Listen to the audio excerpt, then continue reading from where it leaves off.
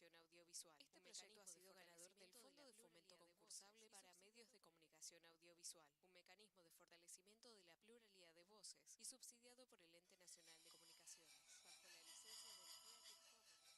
Ñocanchis Cancunapa. De nosotros para ustedes. Un espacio creado para las comunidades indígenas. 88.7 FM por Radio Chasqui. Derechos de los pueblos indígenas.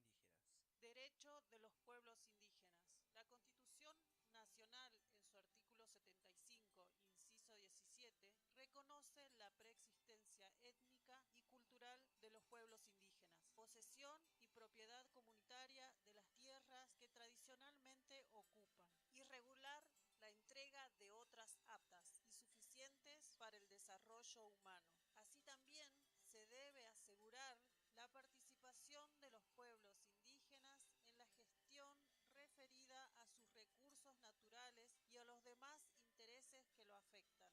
Radio Chasqui Jujuy, FM 88.7.